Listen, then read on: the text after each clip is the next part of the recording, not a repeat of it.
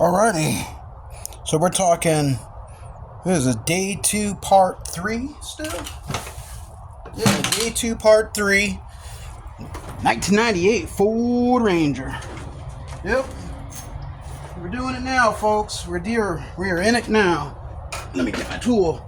So anyway, to be able to get that curve that I'm talking about, which I'll show you presently, will make more sense when I put it on the truck.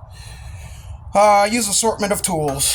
I use my vise, and I'll put it in here like so, and I'll slowly hammer around the edge to bend it over, iron it at the at each pivot point, and working it all the way through. Tap, tap, tap, tap, tap, and then I'll take the rounded edge of the vise, this right here on the curve. And either way, it doesn't matter, but I'll tap here to which that, remember, like I told you in the previous video where I line that out and I find that curve, and I will tap it all the way through to get that curve. Okay, so it's right here. And actually, now I'm thinking about it, I probably didn't even show it on video. So remember those little lines here? Well, I flipped it over. Well, what I did here was to transfer those lines to the back. Okay, picture this. I'll open this up a little bit. Just I run right here. See how that's that wide right there?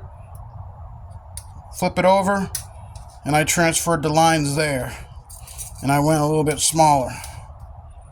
Okay, then I secured the piece to the working table, and then I just took a marker and just went all the way through with a marker, and that's how I got that back line, so I can get that radius curve. I always wondered how you could do that by hand. I know I showed that in my driver's side passenger wheel arch repair. Might not even shown you that. And but anyway, that's one way of doing it. There's several ways I've shown you. You can also, with a dolly, hammer it in there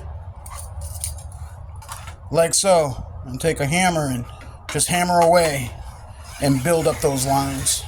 You know, obviously you'd probably want it viced in, and that's one way, and you can hammer that way. Put it in the vise, put this on the back side, and hammer opposing this way to get that line, so you know it offsets, and then, like I said, it will fold over to the panel. So alright, so speaking of that, let's move to the panel, because I'm getting set up to do some welding. So I figured I'd show you a little bit how I do that there. Alright, and so this is the piece. Might have to adjust the camera. I know I might have to adjust this camera, but we'll work with what I got right now. Alright. Trying to work quick here. So this is the piece that's when it's on the truck, okay, on the wheel arch that I fabricated. It is not perfect, and I made it a little small in some areas, but let me get it in position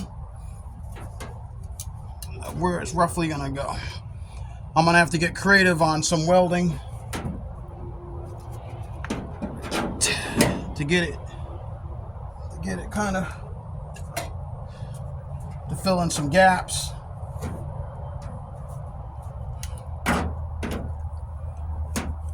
Oops. Let's see here.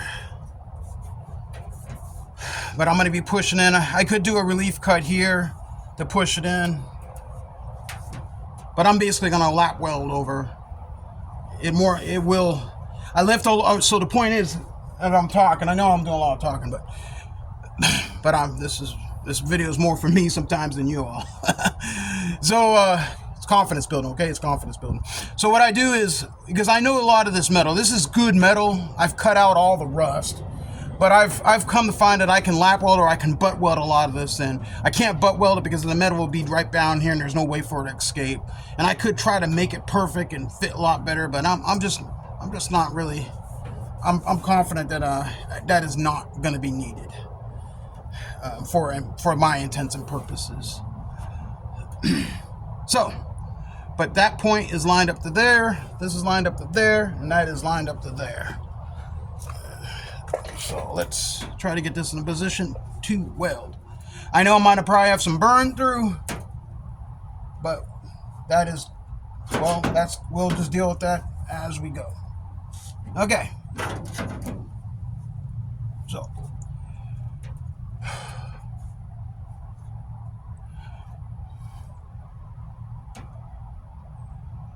Yeah, see there's a little right down there.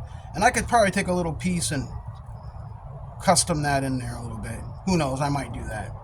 We'll figure it out as the time in the next segment perhaps. See, and that's gonna, it's about 2/16 of a piece. This width going up, thank God I did remeasure, is about 3/16 overlapping this. And I found it's better to weld to clean metal, meaning I took a Type 27 grinding wheel and I took off all the old paint, so it's just clean metal underneath this, at least for the most part. Okay, so I'll call this segment fitting the piece. Fitting the piece. So that's how I formed it up. You see it on there, ready to go, and we'll come back and I'll tack it in, and we'll go from there. But that's pretty much it. After three in your real time, 45 minutes later probably. If you add up all the minutes of me doing that, 45 minutes later, that's what you come up with. And another 10 minutes of making that hole. Alrighty, so there you got it. And well, time to, if I can do it, you guys can definitely do it better, I know that. And have some fun, get creative. That's how you learn. Think, learn, and do. Do not. There is no try.